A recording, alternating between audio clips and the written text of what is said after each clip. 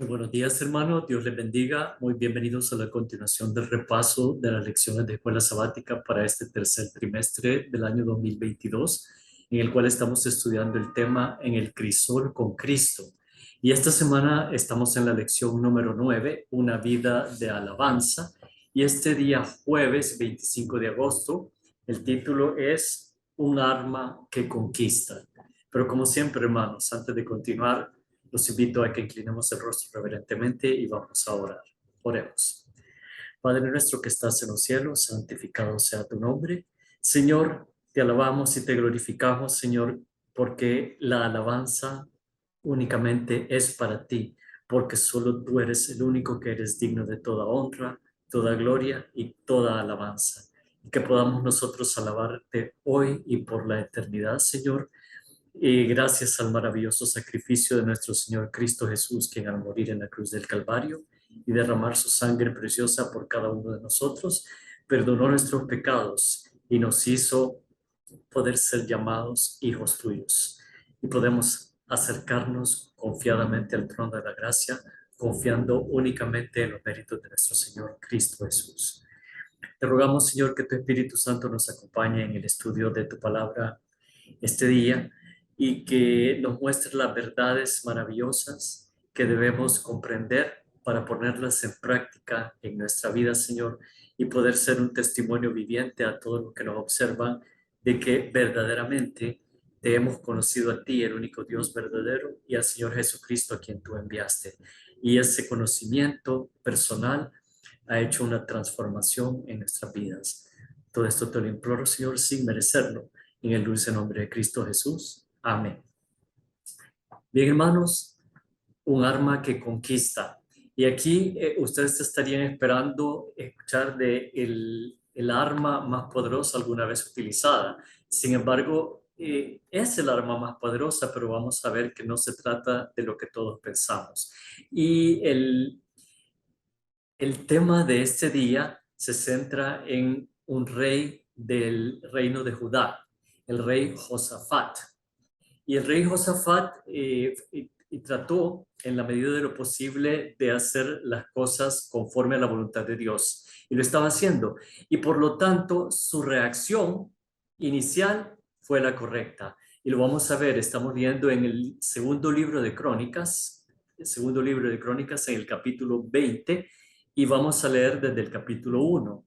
El relato está a lo largo de todo el capítulo. No nos vamos a detener en todo el relato, sino es solo algunos versículos cruciales para la comprensión del arma que conquista. El título del capítulo es Victoria sobre Moab y Amón. Y leo en el versículo 1 en la versión Reina Valera del 60, aunque cuando lleguemos a otros versículos voy a utilizar las versiones Dios habla hoy y la nueva traducción viviente, porque me parecieron interesantes cómo traducían un término ahí que aparece en la Reina Valera del 60. Leo en el versículo 1, dice, pasadas estas cosas, aconteció que los hijos de Moab y de Amón, y con ellos otros de los amonitas, vinieron contra Josafat a la guerra. Y acudieron algunos y dieron aviso a Josafat, diciendo, contra ti viene una gran multitud del otro lado del mar y de Siria, y he aquí están en Hazezón Tamar, que es en Gad. Entonces él tuvo temor, y Josafat humilló su rostro para consultar a Jehová, e hizo pregonar ayuno a todo Judá, todo el reino de Judá. Entonces, esta es la reacción que yo mencionaba al principio, hace un momento. Tuvo la reacción correcta. Normalmente cuando nosotros enfrentamos nuestros problemas, lo primero que hacemos es tratar de resolverlos nosotros. De hecho, creo que en alguna de las lecciones anteriores alguien mencionaba peyorativamente una frase que lo tenía en un cuadro en la casa que decía, ¿para qué orar si podemos preocuparnos por el problema? Entonces, acá Josafat hizo lo que debía de hacer. Dice, entonces, en el versículo 3, entonces él tuvo temor y Josafat humilló su rostro para consultar a Jehová. Su primer punto de referencia, su primera reacción fue consultar a Jehová. Y en el versículo 4 dice, y se reunieron los de Judá para pedir socorro a Jehová. Y también de todas las ciudades de Judá vinieron a pedir ayuda a Jehová. Entonces, Acá, Josafat hace todo un recordatorio, y no es que Dios necesite que le recordemos, pero él le recuerda sus promesas a Abraham, Isaac y Jacob, que son los padres de la nación judía, y cómo Dios los llevó a la tierra prometida y echó de delante de ellos todos los moradores de esa tierra. De hecho, en esta misma lección vimos cómo se conquistó la ciudad de Jericó, que era una ciudad altamente fortificada, y sin embargo Dios derribó los muros. No fue nada más que hayan hecho el pueblo de Israel. Quien derribó los muros fue Dios. Y Josafat está recordando sobre esto. Entonces, le menciona que viene una multitud contra la cual él está indefenso. Y entonces, aquí está en el versículo 12, está la petición de Josafat al final de todo este recordatorio. Y dice, oh Dios nuestro, no los juzgarás tú, porque en nosotros no hay fuerza contra tan grande multitud que viene contra nosotros. No sabemos qué hacer. Y a ti volvemos nuestros ojos. Muchas veces, hermanos, cuando nosotros estamos enfrentando un problema, vemos más el problema en vez de mirar a Dios. Entonces, ese es realmente el problema, valga la redundancia. Quitamos los ojos de Dios y aquí Josafat está diciendo, a ti volvemos nuestros ojos.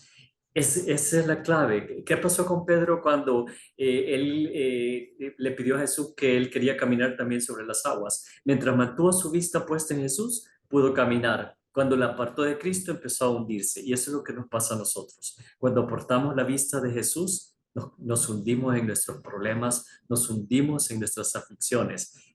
Y Josafat aquí hizo lo correcto, hizo varias cosas correctas. Este es lo primero, fue su primera reacción. Y entonces Jehová, a través de uno de los hijos de Israel, les envía un mensaje casi inmediatamente. Versículo 14 dice, y estaba allí Jaasiel, hijo de Zacarías, hijo de Benaía, hijo de Jehiel, hijo de Matanías, levita de los hijos de Asaf, sobre el cual vino el Espíritu de Jehová en medio de la reunión y dijo, oíd Judá todo, y vosotros moradores de Jerusalén, y tú, rey Josafat, Jehová os dice así, no temáis ni os amedrentéis delante de esta multitud tan grande,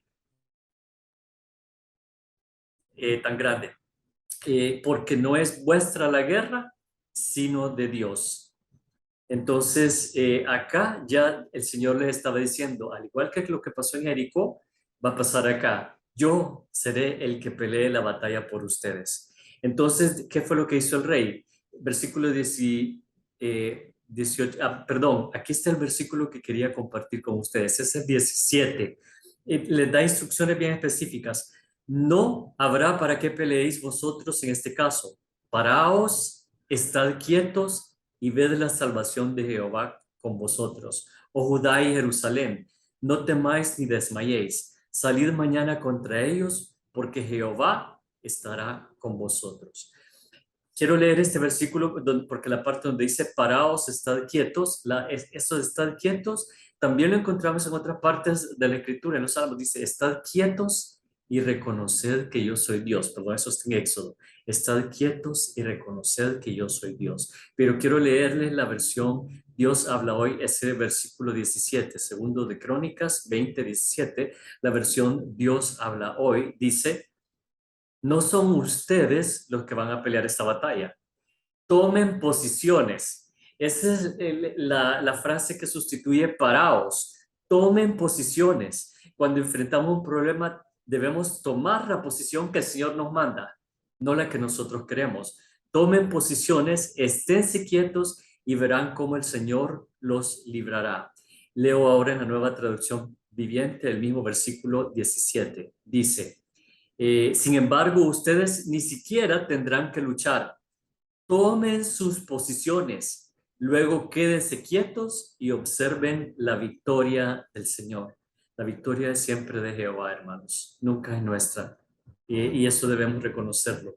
Cuando salgamos vencedores, será por la gracia y la misericordia de Jehová. Y acá, como Israel, Dios estaba pendiente de ellos. Y vamos a ver ya digamos, el arma, además de la oración y buscar a Jehová, el arma final que hizo la diferencia en esta batalla, al igual que con Jericó. ¿Qué fue lo que inició la caída de los muros? Fue la música de las trompetas de cuerno de carnero que los sacerdotes tocaron. El mandato fue, deberían dar 7 vueltas el último día a la ciudad y los sacerdotes iban a tocar en sus trompetas, en esas de cuerno de carnero. Y entonces fue con esa música que el pueblo de Israel fue avisado, y esa música era alabanza. No era un toque así a la Buenaventura, no, era una alabanza. Y el pueblo le escuchó y gritó, y los muros cayeron. Pues acá, similar. Entonces, acá me adelanto hasta el versículo 21. Y acá es la última estrategia de Josafat, pero no es de él, es inspirada por Jehová. Dice, y habido consejo con el pueblo, puso a algunos que cantasen y alabasen a Jehová, vestidos de ornamentos sagrados mientras salía de gente armada, y que dijesen, glorificad a Jehová, porque su misericordia es para siempre. Nuevamente estoy leyendo la versión Reina Valera del 60.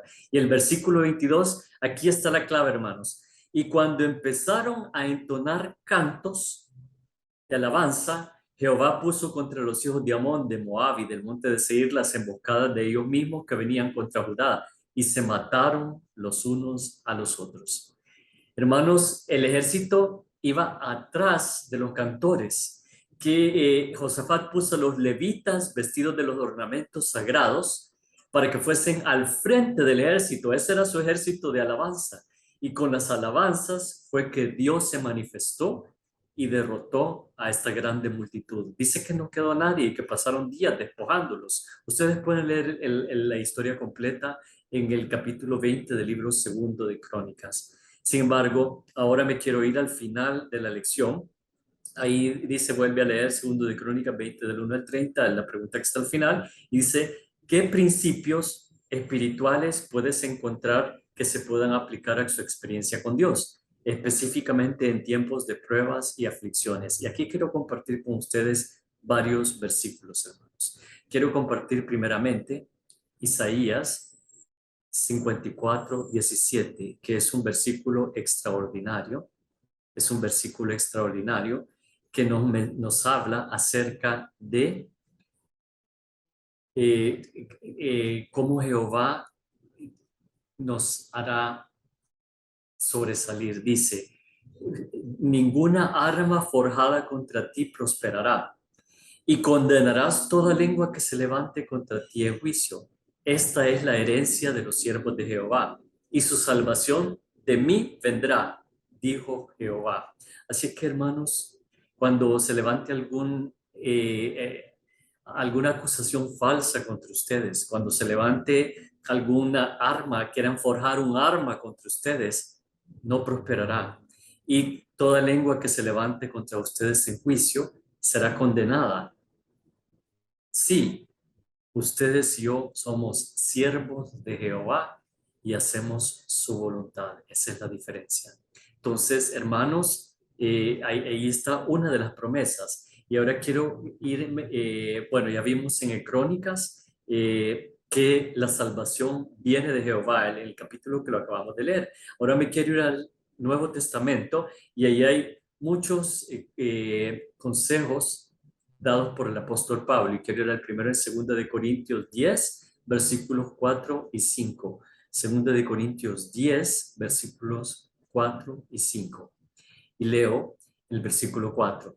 Dice, porque las armas de nuestra milicia no son carnales, sino poderosas en Dios para la destrucción de fortalezas, derribando argumentos y toda altivez que se levanta contra el conocimiento de Dios, y llevando cautivo todo pensamiento a la obediencia a Cristo.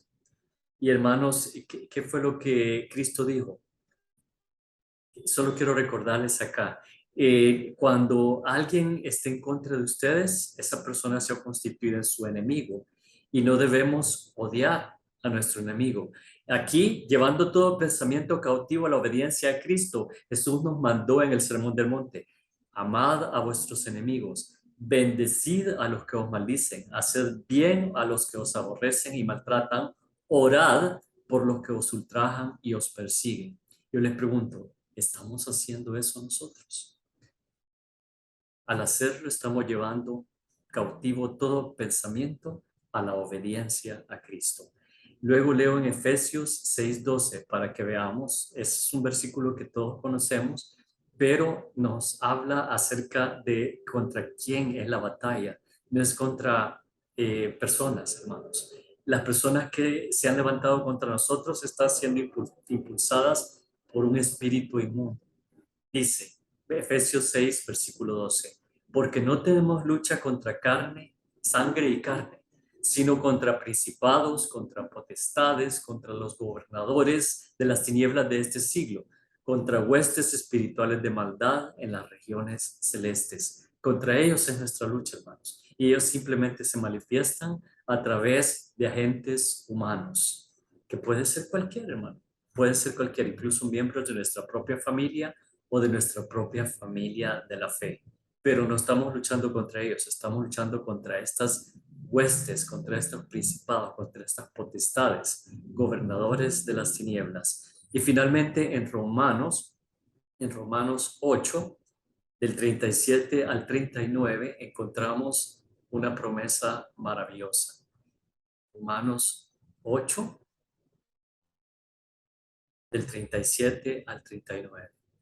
Y luego en el versículo 37, antes, en todas estas cosas somos más que vencedores por medio de aquel que nos amó, por lo cual estoy seguro que ni la muerte, ni la vida, ni ángeles, ni principados, ni potestades, ni lo presente, ni lo porvenir, ni lo alto, ni lo profundo, ni ninguna otra cosa creada nos podrá separar del amor de Dios, que es en Cristo Jesús, Señor nuestro.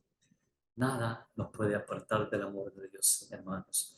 Y hermanos, solo quiero también compartir con ustedes una cita que se encuentra en Testimonios para la Iglesia, tomo 6, página 366.